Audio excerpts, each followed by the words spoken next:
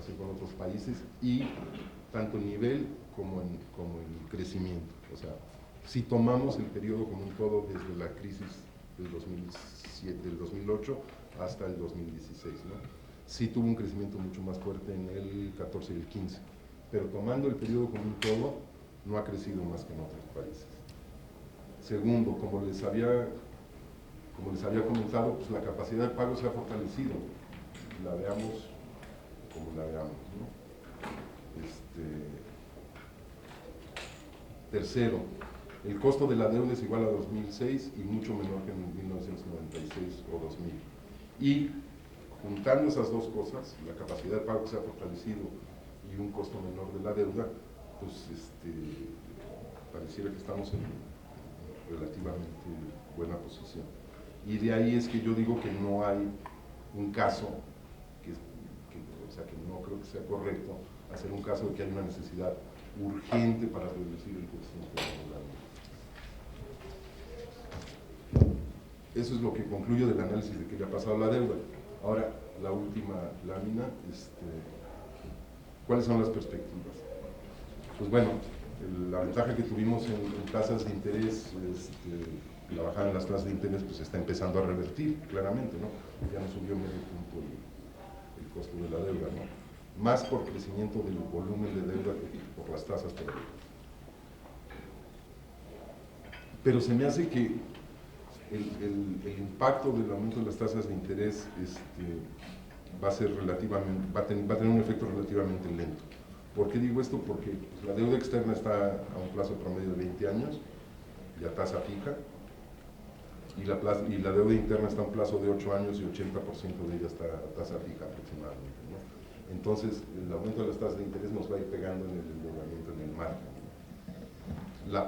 El golpe del cambio del tipo de cambio sobre el valor en pesos de la deuda externa, pues un poco ya se tomó el año pasado, ¿no? O sea, parte de ese aumento de medio punto del PIB, de costo financiero de la deuda, tiene que ver con eso, ¿no?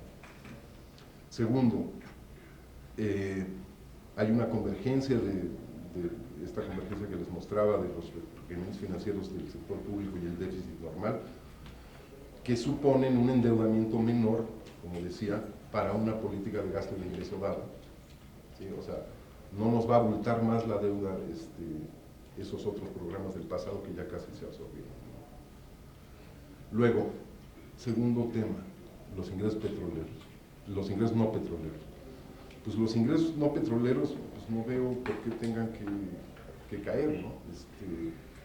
Dada la política fiscal, se mueven básicamente con el PIB. Al contrario, si conseguimos hacer que el PIB crezca un poco más rápido, eso va a tener, digamos, la elasticidad de los impuestos debe ser superior a 1, ¿no? Por la forma de hacer. Luego los ingresos no petroleros. Pues yo diría que los ingresos petroleros. Yo diría que los ingresos petroleros pues, probablemente tocaron, aquí nunca sabes, ¿no? En el mercado petrolero, pero probablemente tocaron fondo. O sea, veo difícil que en el 17, 18, 19 el precio del petróleo sea más bajo que el de 2016, que en febrero de 2016 llegó a $18 por barril. O sea, en fin, no veo que haya mucho campo para que caigan los ingresos petroleros. Por el lado del volumen, pienso que digamos que si bien no podemos afirmar que va a empezar a crecer el volumen de la producción de Pemex en el corto plazo, creo que la caída va a ser mucho más pequeña de aquí en adelante. Ya no hay digamos, es todo otro tema, ¿no? Pero buena parte de la caída de la producción tiene que ver con la declinación de Cantarell, y Cantarell ya está en 300 y pico mil barriles, ya no hay mucho más que perder, y declinaba a ese ritmo porque no había suficiente inversión para estar haciendo nuevos pozos que repusieran la presión, en fin, ya es una discusión técnica, ¿no? Pero no veo que vaya a seguir cayendo a tasas del 10% la producción en los próximos años. Y por el otro lado, pues, digamos, con el tema de la reforma energética, cada quien puede opinar lo que quiera, incluso ideológicamente, de lo que sucede con la reforma energética. Pero el hecho es que hay en los contratos ya firmados pues del orden de 78,000 millones de dólares para los próximos 8 o 10 años. Ya hay inversiones funcionando que en algún momento van a generar producción. Entonces, por el lado de la producción no veo que haya un escenario de que siga cayendo esto, y por el lado de los precios tampoco, de manera que no veo que esos 4 y pico puntos del PIB que tenemos hoy de ingresos petroleros vayan a irse a mucho menos que eso, ¿no? Tercero, hay un tema adicional que es el famoso señoreaje fiscal, ¿no? Que nos da un margen adicional en el corto plazo, que tiene simplemente que ver con la inflación y el crecimiento real de la economía.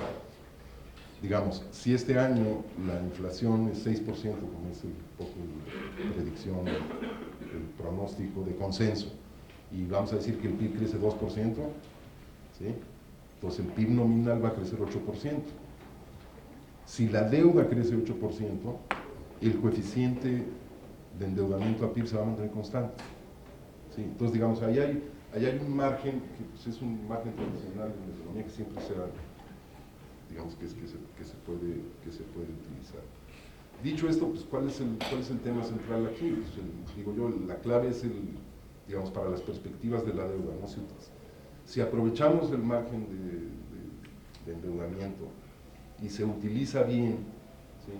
Y eso permite en el corto plazo que se recupere un poco la tasa de crecimiento del PIB, etc. Hay algunas proyecciones también hay en economía mexicana en el otro número. El porcentaje deuda-PIB, que es al final como el headline, ¿no? El indicador así de 8 columnas, no tiene por qué crecer, no tiene por qué crecer mucho y ni poco, ¿no? Pero no veo ningún motivo por el cual debamos empeñarnos en reducirlo, ¿no? Digamos, ¿qué se puede hacer con la política fiscal? Pues uno acercar, digamos, con la política fiscal como instrumento de manejo de la demanda agregada, no como instrumento de crecimiento de largo plazo. Podemos, como hacen otros países, utilizar la política fiscal de manera anticíclica para que la economía se acerque su crecimiento real lo más posible a su crecimiento potencial, lo cual tal vez implicaría fijar las metas de política fiscal a lo largo del ciclo y no año con año, en fin, es toda otra discusión.